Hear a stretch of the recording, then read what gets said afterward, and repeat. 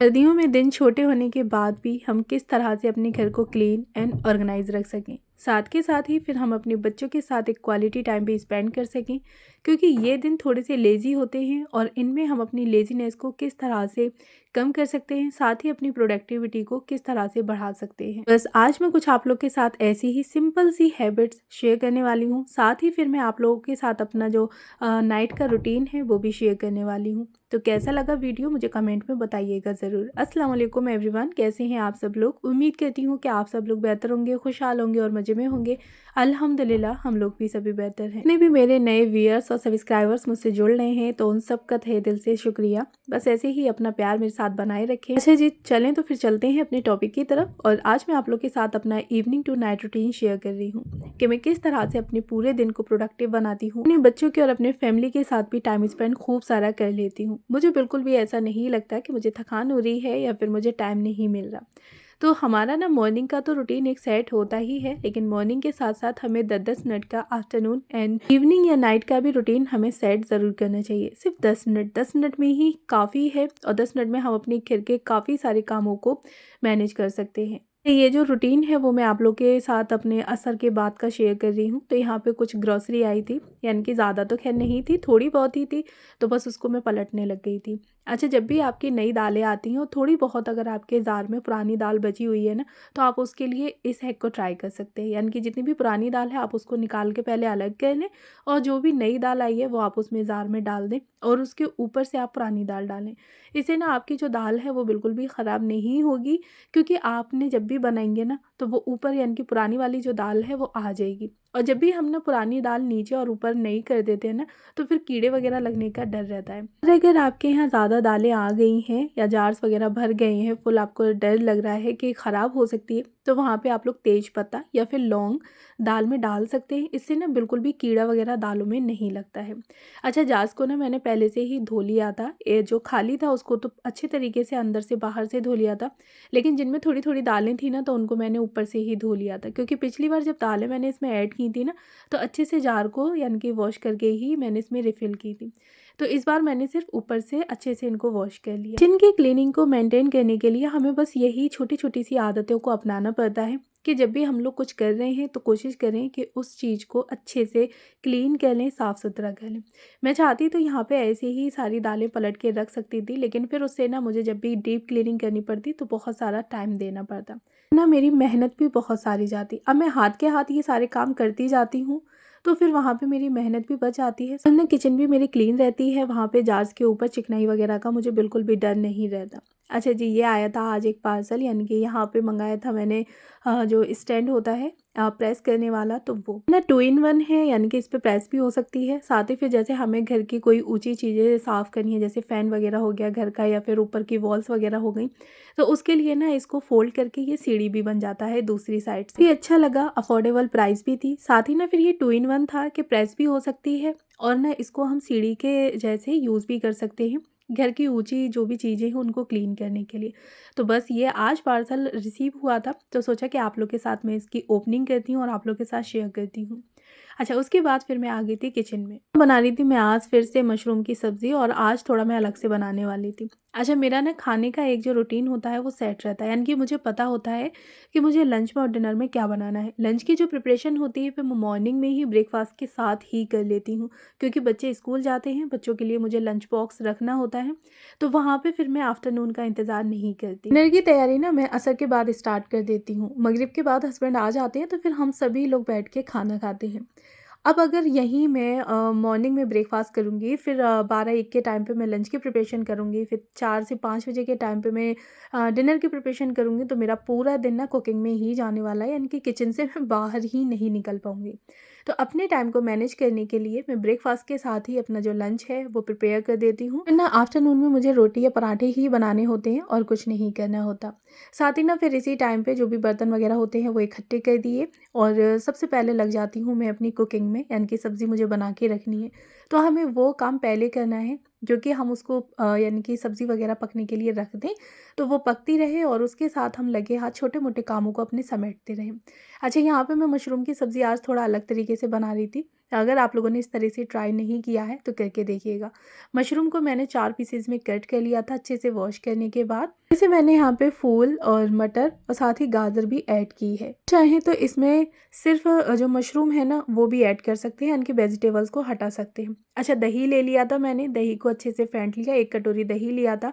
उसमें मैंने ginger garlic का पेस्ट और हल्दी, धनिए, मिर्चें, नमक, थोड़ा-सा ऑयल, ये सारी चीज़ें डाल के अच्छे से मिक्स कर ली और सारी वेजिटेबल्स को इसमें मैंने जो चॉप करी हुई थी ना वो मिक्स करके रख दी है। 10 मिनट के लिए मुझे इसको रेस्ट देना है। 10 मिनट में ही जो फ्लेवर है वो अच्छे से, यानी कि सब्जियों में मसाला जो है वो आ जाएगा।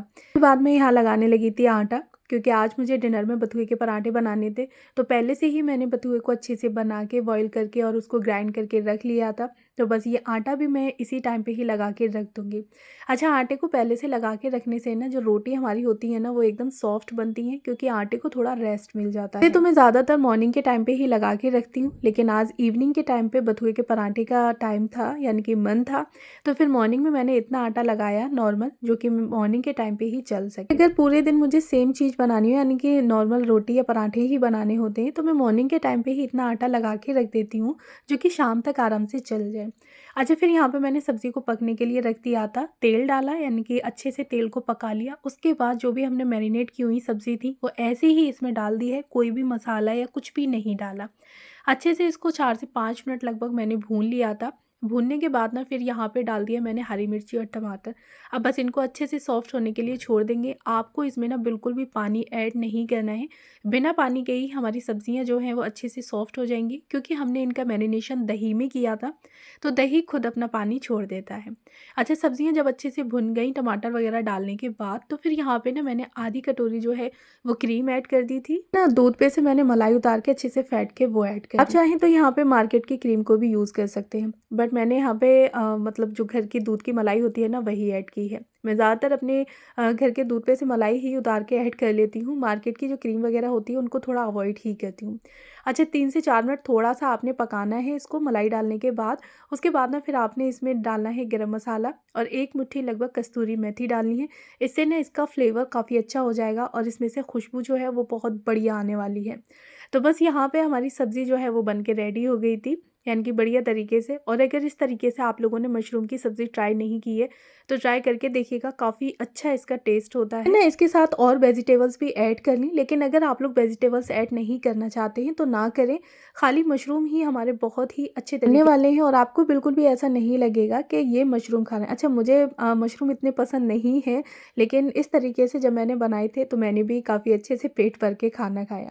अच्छा, सब्ज़ी बना के रख दी थी, हस्बैंड को आने में थोड़ा टाइम था, तो फिर इसी टाइम पे ही मैं लगे हाथ थोड़े से अपने जो काम होते हैं ना उनको समेट लेती हूँ, यानी कि 5 से 7 मिनट में खुद को देती हूँ, जिससे कि घर की जो भी चीज़ इधर उधर हो गई है, दिन भर में बच्चों ने खेल कूद के चीज़ें बिगाड़ दी है ना, तो मैं उनको सेट कर सकूँ। मॉर्निंग के टाइम पे हम सभी का एक क्लीनिंग का रूटीन होता है, लेकिन इवनिंग के टाइम पे हम लोगों का कोई क्लीनिंग रूटीन नहीं होता। नॉर्मल अगर हम लोग आधे से 1 घंटा या 2 घंटा जितना भी टाइम होता है वो हम लोग अपना किचन में स्पेंड कर रहे होते हैं, लेकिन इस टाइम आप लोग अपना क्लीनिंग के लिए 5 से 10 मिनट का एक रूटीन बना के देखें और फिर देखिएगा कि आपकी जो मॉर्निंग की क्लीनिंग है ना वो काफ़ी हद तक कम हो जाती है। इस टाइम पे बच्चे खेल कूद के ना घर को काफ़ी हद तक बिगाड़ देते हैं, तो मैं जो भी होता है चीज़ें उसी की जगह पे रख देती हूँ। अच्छे से सोफ़े का जो कवर है वो बिगड़ जाता है, क्योंकि बच्चे बैठ के टीवी देखते हैं, खेलते कूदते हैं। इस टाइम पे बस उनको सेट करना है, जिससे कि मॉर्निंग का मेरा जो काफ़ी टाइम है और जो क्लीनिंग है वो कम हो जाए। वगैरह जो भी बिखरे हुए पड़े होते हैं तो उनको सेट कर दिया, बच्चों की बुक्स जो बिखरी हुई पड़ी हैं उनको उठा के रख दिया, सोफ़े को अच्छे से सेट कर दिया, कुशन और जो भी पिलो वगैरह बिगड़ जाते हैं बस। तो ये सारी चीज़ें मुझे उठा के रखनी होती हैं, जिससे कि नेक्स्ट डे के लिए, यानी कि मॉर्निंग के लिए मेरा जो थोड़ा-सा काम है ना वो कम हो जाए और मुझे थोड़ी-सी रिलीफ़ मिल जाए। हम लोग अगर इवनिंग में 10 मिनट दे देते हैं ना अपने इन छोटे-मोटे कामों को, तो वो मॉर्निंग का हमारा लगभग आधे से 1 घंटा कम कर देते हैं। इस टाइम पे ना फिर मैं वाइट लाइट जो होती है ना उसको बंद कर देती हूँ और येलो वाली लाइट जला के रखती हूँ, तो घर में ना थोड़ा एक कोज़ी लुक आता है, क्योंकि विंटर्स में येलो लाइट काफ़ी अच्छी लगती है और एक ना वार्म लुक भी दे रही होती है, तो अच्छी फीलिंग आती है। साथ ही ना अगर मुझे कैंडल वगैरह जलानी होती है ना, तो मगरिब के टाइम पे ही मैं एक आध कैंडल भी घर में जला के रख देती हूँ, तो काफ़ी अच्छी बाईवारी होती है।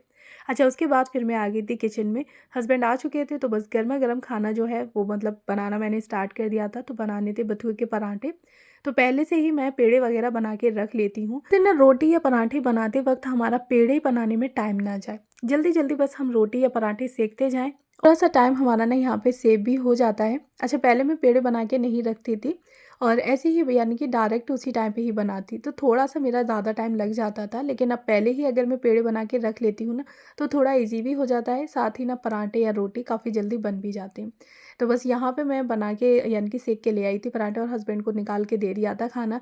साथ ही फिर मीरा को भी बिठाल दिया खाना खाने के लिए। गर्मा गर्म पराठे सेक के मैं दोनों को देती जा रही थी, क्योंकि विंटर्स में ना गर्म खाने का मज़ा ही अलग होता है। अच्छा, उसके बाद फिर मैंने भी अपना खाना खाया और फिर लग गई थी मैं किचन की क्लीनिंग। खाने के ना थोड़ी देर बाद मैं रेस्ट कर यानी कि थोड़ी देर के लिए मैं रेस्ट करती हूँ, यानी कि डायरेक्ट मैं किचन में नहीं आती। लगभग 15 से 20 मिनट रेस्ट करने के बाद ही मैं किचन में आती हूँ और फिर 10 मिनट और किचन में देती हूँ, जिससे कि मॉर्निंग के लिए किचन मेरी जो है वो एकदम से साफ़ सुथरी रहे। तो बस यहाँ पे अच्छे से गैस स्टोव की, काउंटर टॉप की क्लीनिंग कर दी, जिससे कि मॉर्निंग में अगर मैं किचन में अपनी आऊँ तो मुझे वहाँ पे किचन को देख के ना एकदम टेंशन ना हो कि मुझे अब किचन क्लीन करनी है, उसके बाद कुकिंग करनी है ना। इससे हमारे काम भी कम हो जाते हैं और हमारा टाइम भी मैनेज रहता है, क्योंकि हम वहाँ थोड़ा थोड़ा टाइम हर एक जगह पे दे रहे हैं, तो जिससे कि ना हमारा बहुत सारा टाइम एक जगह पर नहीं जाता। घर भी साफ़ सुथरा रहता है। जब भी अगर आप लोग किचन में आएंगे रात में कुछ करने के लिए, तो वहाँ आपको किचन एकदम से साफ़ सुथरी दिखने वाली है। देख के ना आपको टेंशन नहीं होगी कि अभी मैंने किचन को क्लीन नहीं किया। नहीं, अगर घर या फिर किचन बिखरी हुई पड़ी हो ना, तो फिर टेंशन होती है, साथ ही अच्छा भी नहीं लगता देखने में। तो बस हमें घर को जितना हो सके उतना समेट के चलना है और फिर देखिएगा कि आपके काम काफ़ी हद तक कम रहेंगे। आपका ना पूरा दिन एकदम से स्ट्रेस फ्री निकलने वाला है, बिल्कुल भी आपके घर के कामों को लेकर टेंशन नहीं होगी। अच्छा, अब जो भी लोड लगाया था मैंने, यानी कि शाम के टाइम पे ही मैं लोड लगा देती हूँ, तो कपड़े सारे धुल चुके थे, निकाल लाई थी मैं उनको डालने के लिए। नाइट में ही मैं चेयर्स पे इस तरह से फैला देती हूँ, फ़ैन चलता रहता है तो आराम से सारे कपड़े सुबह तक सूख जाते हैं। सुबह में बस इन्हें फोल्ड करके रखना होता है। उसके बाद ना फिर 2 से 3 मिनट की मेरी सेल्फ केयर रहती है, साथ ही बच्चों को अगर दूध देना है हल्दी वाला, क्योंकि विंटर्स चल रही है, दे दिया। और उसके बाद फिर बच्चों के साथ टाइम स्पेंड करना होता है ना। बच्चों की ये एज कब निकल जाती है पता नहीं चलता। फिर साथ ही बच्चों को भी लगता है कि मम्मा तो पूरे दिन काम में लगी रहती है, हमारे साथ टाइम स्पेंड नहीं करती। अच्छा, कुछ ये था मेरा आज यानी कि नाइट का रूटीन। तो कैसा लगा आप लोगों को मुझे कमेंट बॉक्स में बताइएगा ज़रूर। मैंने बहुत सारे छोटे छोटे काम जो हैं वो ऐड नहीं किए, क्योंकि ब्लॉग ना फिर बहुत ज़्यादा बड़ा हो जाता और शायद फिर आप लोग बोर होने लगते कि वही हम लोगों के सेम काम होते हैं और वही मैं आप लोगों के साथ शेयर कर रही हूँ। ये हम सभी हाउसवाइफ को पता है कि हमारे छोटे बड़े बहुत सारे काम होते हैं ना, करते करते हमारा पूरा दिन निकल जाता है। बस आपको थोड़ा सा स्मार्ट बनना है और स्मार्ट तरीके से ही आपने अपने कामों को मैनेज करना है। फिर देखिएगा कि आपके घर के जो काम है वो किस तरह से चुटकियों में होते चले जाएंगे। कैसा लगा बताइएगा ज़रूर। मिलती हूँ नेक्स्ट वीडियो में। Thanks for watching.